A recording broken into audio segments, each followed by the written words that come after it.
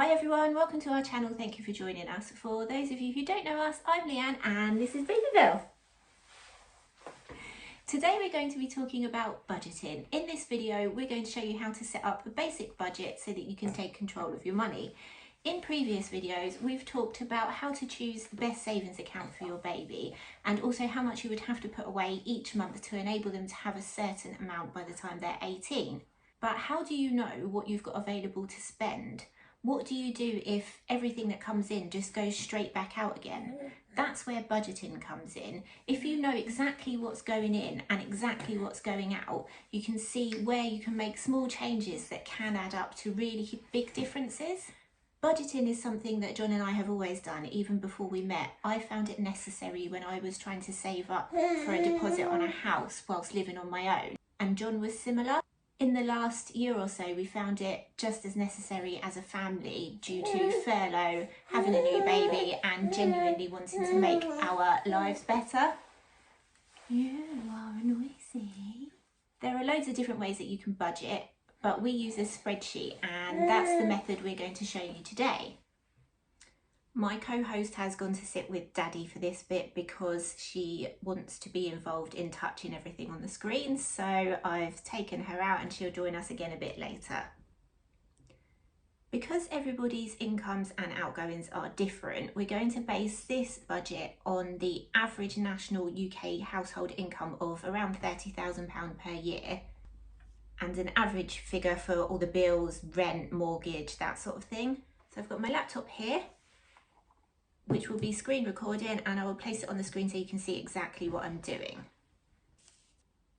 The first thing, and it might seem a little obvious, is to know exactly what you've got coming in. So that could be salary, any benefits that you get, and any other income that you have paid into your bank account or however you get paid.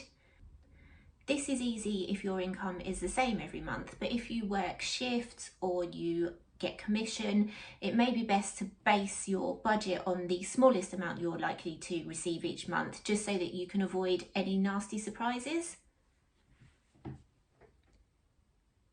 So in our spreadsheet, this part here at the top and this part here all pulls through from what we're going to fill in down here.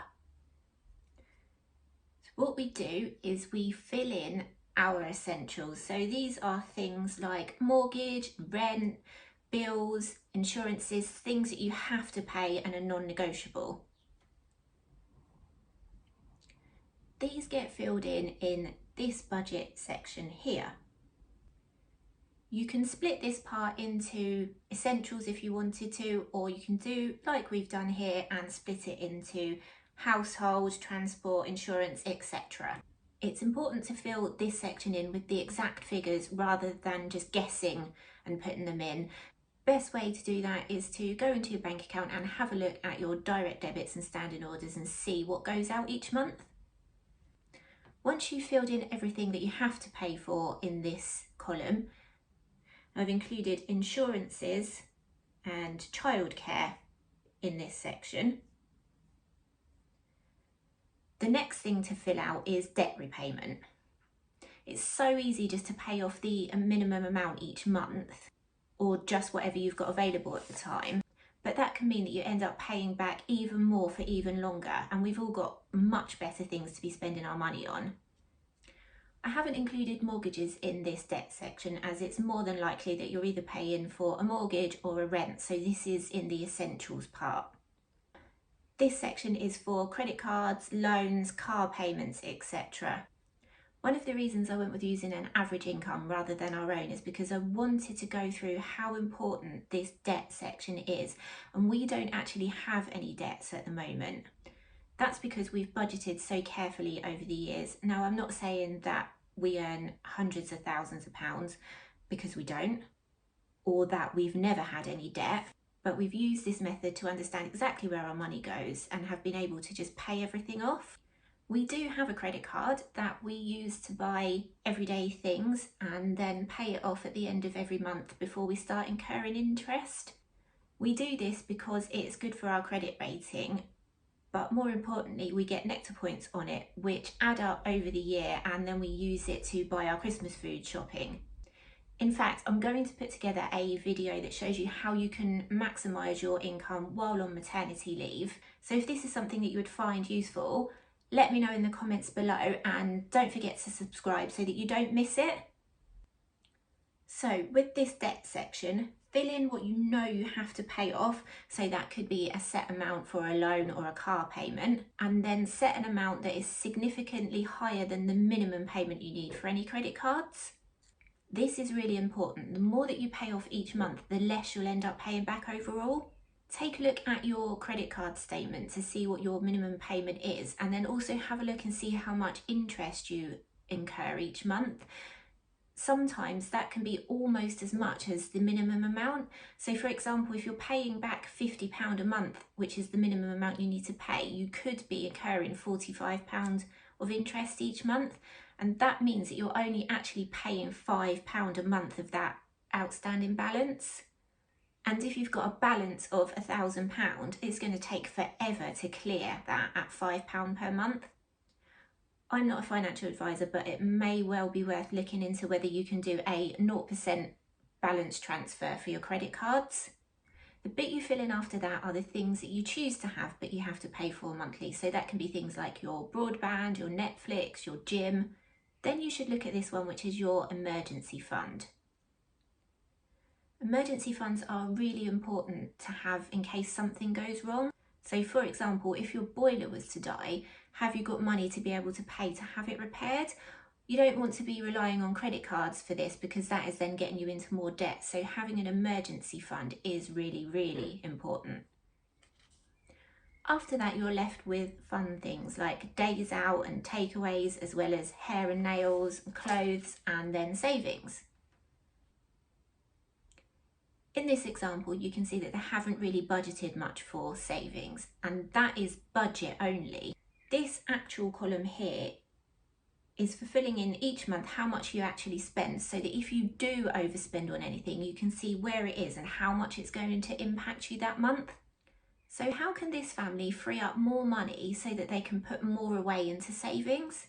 Some things are non-negotiable, like your mortgage or your rent or your council tax.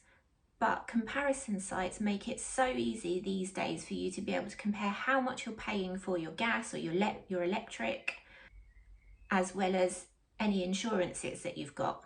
It is possible to save a huge amount of money on things like insurances by using these comparison sites.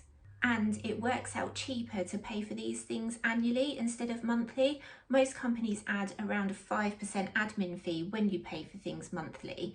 So that's what we do.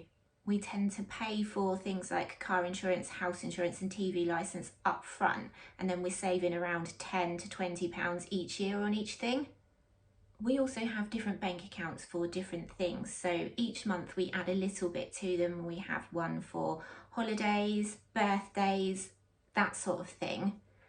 That way, when it comes to Christmas, we don't suddenly have a huge amount that we need to pay out and get ourselves into debt. We also have a section as well for things like the TV licence and the insurances, so that we put the money in there each month and then can just pay it off and forget about it.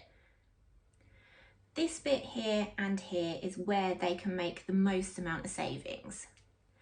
This family spend quite a bit on food shopping and takeaways and eating out, mainly because they're really busy and it's easier for them to just pop into a supermarket and grab something quick, or to order a takeaway. Potentially they could save well over £100 a month if they were to plan out their meals for the week or even the entire month. This is something that we've done for years, and now that Babybel is eating solid food, she even has her own planner as well. We do eat together as a family, but we are quite awkward in the fact that I'm a vegetarian and John eats meat and he doesn't particularly enjoy vegetarian stuff, so we do tend to have two planners going. And then Babybel now has her own one, so that she has a variety of foods from each of us. Back to this family.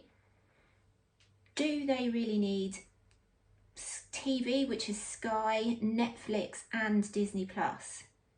Is there anything there that they could cut down on to save a bit of money each month?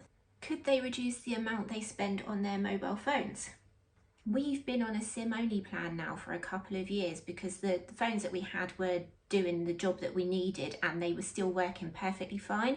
It's only since I've been doing YouTube that I realised that I needed to upgrade my phone to have a better camera.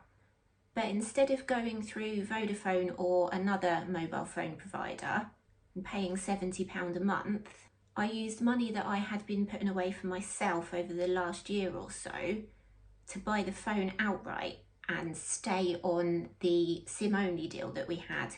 This means that I've actually saved over £500 over the next 2 years on my new phone. So that's how you set a basic budget. You can see exactly what's coming in and exactly what's going out. It can be quite shocking to start with when you lay it all out like this, but it empowers you to take control of your money. The more you understand your spending, the more control you have over it, which then guides you to a better place financially, where you're not in debt and you can start planning for yours and your baby's future. Sometimes you do have to make sacrifices for a certain amount of time, but it is totally worth it when you get to the point where you don't have the stress of living paycheck to paycheck or being in debt. If you've got any questions about this, please pop them in the comments below, or alternatively send a message to us over on Instagram at Babybel and Mummy. I'll be more than happy to answer anything that I can. As I've said, I'm not a financial advisor though, so this is just based on things that we've done. As usual, we really hope that you liked this video and found it useful. If you did, don't forget to give it a thumbs up, leave us a comment below and subscribe. It makes us really happy and it lets YouTube know that the video is worth pushing out for others to see. We'll see you next time. Say bye.